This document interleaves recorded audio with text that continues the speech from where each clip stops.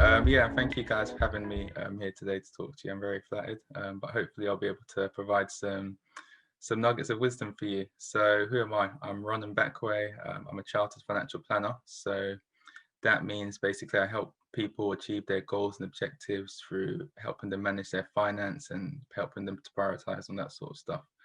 I know Manny, we used to work together at Close Brothers, so we worked together for a couple of years there. I'm born in Britain, but my family's from Nigeria, so Nigerian background. But most importantly, I'm a Christian, so I believe in God. I believe Jesus died to save us, and I guess I just feel that in my role, it's very important to just remember that, you know what, to remember Christ at the center of everything. So even if it's finances, that how can we link it together? And that's what I try to do. So just try and keep that at the center.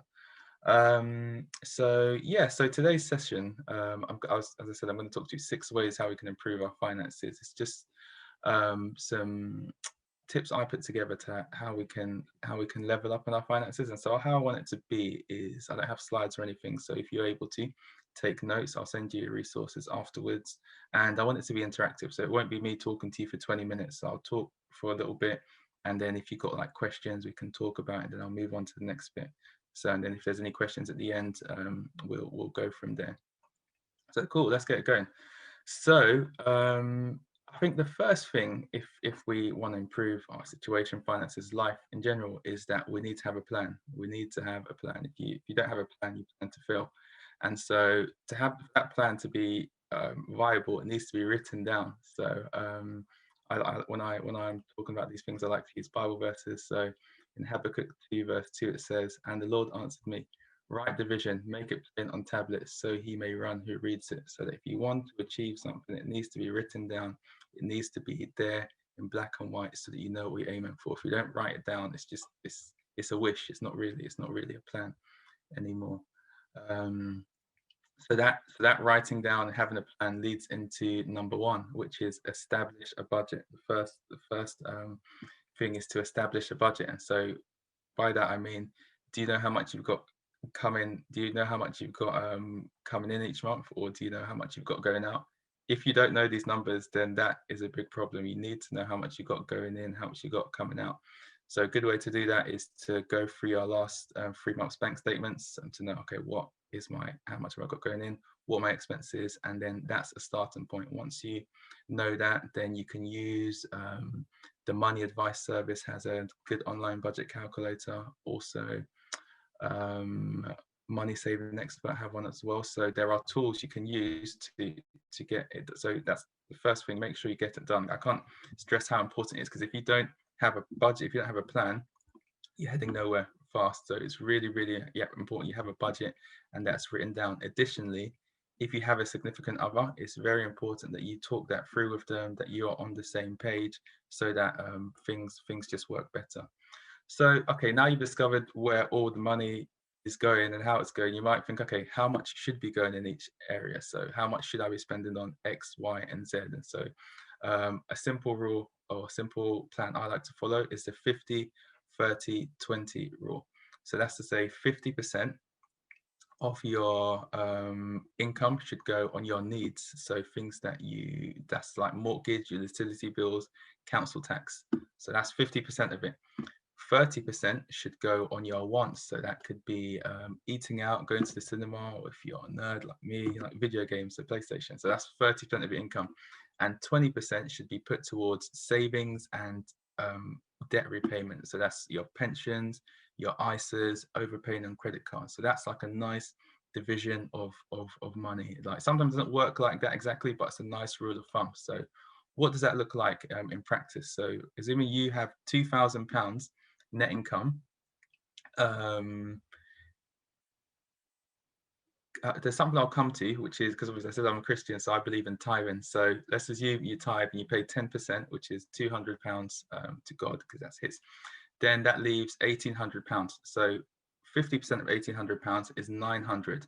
So that means £900 of your budget should be going to essentials, should be going to your housing, your council tax, utility bills, So that leaves £540 for your wants, so you having fun, doing all the sort of stuff you want, and 360 to your savings and debt repayments. So that there's a very clear structure to how the money should be shared out. So as I've said, this we got, let's have a budget, let's talk it through with our significant others, and then let's make sure it's all in the right alignment. Cool. So the second way we can level up in our finances is get debt free. Get debt free. I mean, if you're here talking to me and breathing, the chances are you're probably in some kind of debt. There was a stat I saw that the average UK debt per household in October 2020 was £60,580. So there is a lot of debt in the UK, and it just seems to be growing and growing and growing. But if you're in debt, it's not the end of the world, because there are ways to pay off. Once again, you need to have a plan. But a really good method I like is the debt snowball method. It's devised by Dave Ramsey. So how it works is it's about building momentum as you pay off debt.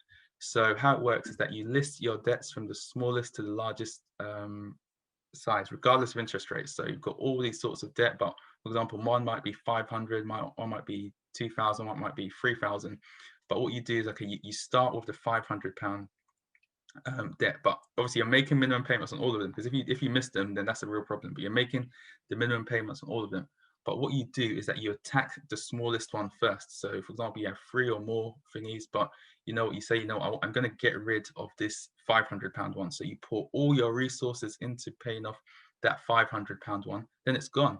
And so now that extra money you're paying on the 500, you can add that to the bigger one. And so now you're paying off a greater amount, and then you pay that off. And then now you add all of that to pay off the bigger one. And so you keep doing that until each debt is paid in full. And so mathematically, it makes sense to pay off the highest interest rate one. So let's say that the bigger one had the highest interest rate. But psychologically, the debt snowball one is really effective, because it's a real win when you see, you know what, that's one credit card paid off. Let me keep doing this. And obviously, you've got a bigger amount of money to pay off. So I really recommend the debt snowball method to pay off debt. But if you are really, really struggling and you can't see a way out by yourself, there's organizations who can help. So we have Christians Against Poverty, Step Change, and Citizens Advice Bureau, who they have specialists to help you with debt. They don't charge anything. So if you really feel you can't do it by yourself, then please, please, please reach out to these organizations.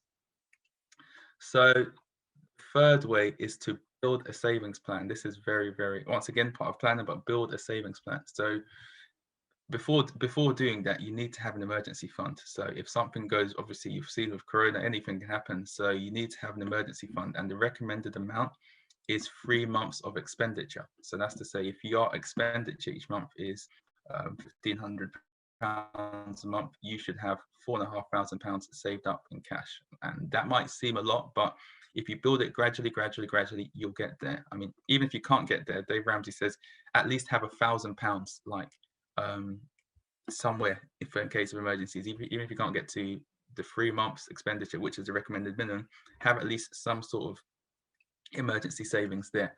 So once you've got your emergency savings, then you want to start building up a pot for your short to medium goals. So this could be like for a holiday, a car, a house deposit. So short to medium is like 1 to 3 years, no more than 5 years. So you can be saving, building up a cash pot, so that when you want to buy a car, when you want to go on holiday, you pay for it in cash. You don't use your credit card and cause more debt for something that is just like a one-time experience. So that's the idea, that we plan our goals. We don't just do things on a whim, and we save towards it. We save, and then we have the cash, and then we don't owe anybody. It's our own money. So build a savings plan. Crucial. Yes. So now to the really cool stuff. Number 4, start investing regularly. So I have to put a very, very strong disclaimer. I'm not giving anyone financial advice here, so don't come sue me. I didn't tell you to do anything. But in all seriousness, once you've got your emergency savings, you've put aside cash for short-term goals. So that means you have surplus income after doing those essential things, then you really should start thinking about investing. So I know investing can be scary. It means different things, different people, but it's not as scary as people make it seem. Because realistically, if you're investing long term for 10 years or more. And so if you're investing for 10 years or more, that means you can manage risk. And to be honest, investing is the most probable way to build generational wealth and reach financial freedom. So you might be thinking, what about the stock market crashing and losing all my money? What should I do? What should I invest in? Isn't it complicated? It really isn't. That there are simple ways to invest in the stock market for the long term without paying too much and building your wealth. Because what you've got to understand is if you don't invest, that's also a risk. Because if you decide, no, investing's too scary, I want to leave all my money in cash, it's safe. Well, um, let's move that. Yeah, to leave all my money in cash. Well, because of inflation, your money loses value. So, for example, £100 today will be a lot less in 10 years' time. So it could be like in 10 years' time, due to inflation, that £100 is worth £70. So your money is actually losing value. So that's a risk itself. So you need to consider, okay, how do I make my money stay ahead of inflation over the long term? So there are loads of resources to find out how to invest long term. Once again, I'm not giving anyone advice, but I really like Vanguard. They have a lot of good resources to educate people about investing, how to invest for the long term. You've got places like Nutmeg and I think Wealthify, so they have good resources. So once you've done your research, you're happy, you're comfortable, then it might make sense for you to. But if you don't feel comfortable with it, then don't do it. Don't do it. But it is with the right research and, as I said, with the right emergency savings behind you, it is possible and something to look into. So for the non-Christians, or even the Christians is here, that might be controversial. Number 5, pay your tithes. So I said, I'm a Christian and I really believe that everything we have, it all belongs to God, all belongs to God. And to say anything's mine isn't really right. So I feel like what God wants is that we give him back what's his as a way of honoring him. So and by doing that, that's 10% of your giving 10% of your income. So for example, I work and when I get paid, I pay 10% back to God. And it might be, so actually I've got a little passage here. It says Malachi 3:8-9. It says, will a man rob God? Yet you are robbing me. He said, but how have we robbed you? In your tithes and contributions, you are cursed with a curse, for you are robbing me, the whole nation. So to be clear, it's the first 10%. It's not like whenever I feel like if I have spare change. No, it's the first 10%. And you might be thinking, oh, the church always wants my money, or like I can't afford it. How do I know what the church is doing with my money? The pastor drives a Bentley. Why should I be funding that? But it's not about that. It's about the condition of your heart. And it's like, does the money control you, or do you are you grateful enough to give it back to God and say, you know what, God, I trust you. I'm giving you my money. And I mean, there's a great story from a pastor called R.T. Kendall, and he asked the pastor, how many of your congregation tithe? He's like, they all do. He's like, what? How does everyone tithe? Some people don't. He's like, how is that possible? The pastor replies, well, half of them give their tithe willingly to God, and the other half he takes it from them. So basically, because I feel that if you don't, you'll just find situations in life will find ways to rob you of your money. So it's best to give it willingly. So number 6, I think the final point of leveling up in finance is to give generously. So obviously with what we see in the last 2020, people have struggled, people have lost their jobs and everything. So people have needed help, and I think you have been instances where people have helped each other. For example, my food bank has given God knows how many people meals over the last year. So wherever we can, I think it's very important that we give. It says in Hebrews 13:16, do not neglect to do good and to share what you have, for such sacrifices are pleasing to God. And I think there's other things where it says we're not given resources to just hoard. That's not the way. It's meant to give and move it on like a river. For example, in Israel, you've got the Dead Sea. Nothing lives in it because all the water pours out and it just sits there. But you've got rivers and seas that flourish. They have water and then it goes, it flows. So I think that's what's meant to be for us, that we don't just get things to hold. We've got to give generously because there's something special in giving as well. I think it says it's more blessed to give to receive. So much I've said all the other stuff about budget, saving, investing, getting debt free, which is all key things as well. I think being able to give generously, which you will be able to do once you're out of debt, is important. So those are my 6 ways we can improve our finances. So I had establish a budget, get debt free, build a savings plan, start investing regularly, pay our tithes, and give generously. So yeah, that is good. I'm sorry, I was on a roll, so I was supposed to stop to let you guys ask questions, but we've got a few minutes for you guys to ask questions now. So yeah, thank you for listening to me, and whoever's got questions, fire away. You know, with the tithing one, when I've given that one to people who aren't religious, I've said, well, imagine rather than thinking of tithing, if you've got taxes, like if you're self-employed and you've got taxes, put it away to something else, like have a different cause or different sort of label for it, but put away 10%. That could, rather than tithing, it could just be an additional emergency fund for a rainy day, or like for repairs or emergencies kind of thing. That's how I basically put it. Do you reckon that's a good idea? Or I think there's no way of getting around it, that it is in honor to God, and if you try and make it something else like an emergency fund or a tax, it's not what it is. Because, and I guess it depends on what, because if your mind is not right, if it's not something you want to do, it's not by force. I mean, if you don't type, it's not that you're a bad person. What the importance of it is that, as I said, you come from a place where we believe everything belongs to God. So literally, we're borrowing it. So all you're doing is giving it back. And what he's asking is, okay, do you have enough faith to give it back? And by doing that, that's to say, do you trust me with your finances? Are you going to allow me to have be over your whole life? So if you decide, you know what, no, I don't want to, God still loves you, but that's just you saying, you know what, God, I want you in my spirit and my family, but my finances I want to do by myself. I don't trust you. And he's like, okay, cool.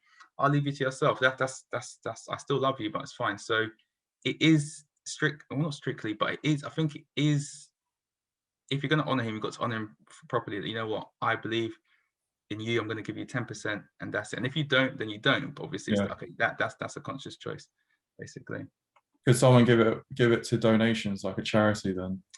That's a very good question. It comes up as well, and I still think it's my interpretation is it's got to be his house. And so the interpretation now is the church where you go to like locally. So for me, it's Jubilee Church London. So because I go there, I'm fed there, that is his house that I'll go to. So I can't turn around and say, well, I'm going to give my tithe to cancer research this month. I can donate to them separately, but it's not his house where I worship. So I think it's very specific. Okay, wherever you worship regularly is where you should honor him with your tithe. Mm-hmm. Thanks. Yeah, I just want to say that, and I think many might be aware of this, but firstly, thank you very much around that. I mean, that was amazing. Oh, really you're welcome. Great notes I took there. I just wish there was more people to catch it live, but hopefully in the replay. But yeah, I just wanted to say that it's funny, this rule, like the actual formula, you've just revealed like the third or fourth time differentiation, because I've heard it, but as the 10-10-10-70 rule. I don't know if you've yes. So it's funny because you said it a different way, and I've also heard it as a 70-30 rule, but the principle's still the same in that you fraction off your income into different areas. Now with the 10-10-10-70 rule, I've seen that you do actually factor in the tithe, like the tithe is in that, and I think I 100% agree also that that 10% of the 3 10s goes to God or goes to tithing. That is actually really important. It's really stressed in the 10-10-10-70 rule. But for those that are non-believers, right, I think the principle of giving is still very important. Definitely. So as much as if you're a believer, then definitely that should be unquestioned. It goes to God. But the principle, and I think, and this is what I really love, you touched it at the very end. Step number 6, you should give, right? The importance of giving is really, really important. So where Manny was just asking about should it go to tax, or I think that the principle, whether you're a believer or not non-believer, just to understand that everything doesn't belong to you, right? So I think I really like how you've put it across, and the importance of what needs to be done. but yeah, it's just funny. I've just heard a different spin on that formula. Yeah, no, I've heard that exact 10, 10, 70 as well, and it's sort of, you think, okay, there's a sort of the proportions I said, and I think it's made a good point that even non-Christians are generous. You've got how many billionaires and millionaires, because they know, they might not be religious, even they know there is something rewarding about giving to something else than yourself. Because I don't think we're meant to be hoarders or selfish people. There's something in us that tells us to give. Obviously, as Christians, we know it's God who's telling us, but maybe other people, they don't know, they think it might be the universe or something, whatever. But even, as you said, everyone knows deep down it's the right thing to help other people. So, yeah. Absolutely. And I just want to add, no, it's okay. No, I just want to add that I fully agree with that. Just like you say, when you're able to give back, just that satisfaction of being able to do that just in yourself is so rewarding. So yeah, I fully agree with that. That's good. Good. Yeah. For those who aren't able to see the chat, Ron's just posted a link to his website. Now we're hopefully going to be sharing that in the group as well. But just so that you can hear it, right? If you can't see it, it's the 10 talents. So 10talents.co.uk. Yeah. That's the website. And you also have a YouTube channel, right? Yes, yeah. Also 10 Talents 10 Talents Financial Stewardship, and an Instagram page which is at 10 Talents UK. Yeah. At 10 Talents UK. So yeah, so for those who want more detail on what I've spoke about on my website, I think the blog is titled New Year More P. Yeah, so yeah, definitely. So that I expand on what I've just spoken about. So if you didn't get everything or want it in more detail, then it's there in print for you guys as well. New Year, New P. I like that. More P. Right, okay. Because I was meant. You see how people like New Year, New Me. I was like, right. no, let me change it to New Year, More P. Okay, no, I like that. That's a good catchy title. Yeah. And yeah, I mean, I've had the pleasure through many. I've been catching some of them really nice little short nuggets on the YouTube channel, just really nice, concise, really, really good. Like anyone and everyone can just get into that and relate to it. And just, I also a big believer of starting your day with something new, something fresh. Yeah, your channel, those little bits that you give really, really help. No, thank you. That's very encouraging. Because it's something I've sort of started doing because before I was doing purely writing, and I'm like, this is great content. How can I get people to read it? But I found that people find it easy to engage with videos first. So sometimes I use that as like the channel. Okay, here's the short video with great info. Why don't you find out more by reading? So yeah, I'm glad that you enjoy that. It's cool. Yeah, we'll definitely be sharing that on the channel. And hopefully, if you're okay with it, we'd like to welcome you back, may try a different time for those non-early bird risers, but no, I'll be happy to come back at some point in the future. It's funny that usually these days I've got to take my son to nursery, so I've had to skip that today. So wow. But no, I really grateful for the sacrifice you made this morning, and your time and the wisdom as well. Really, really appreciate it.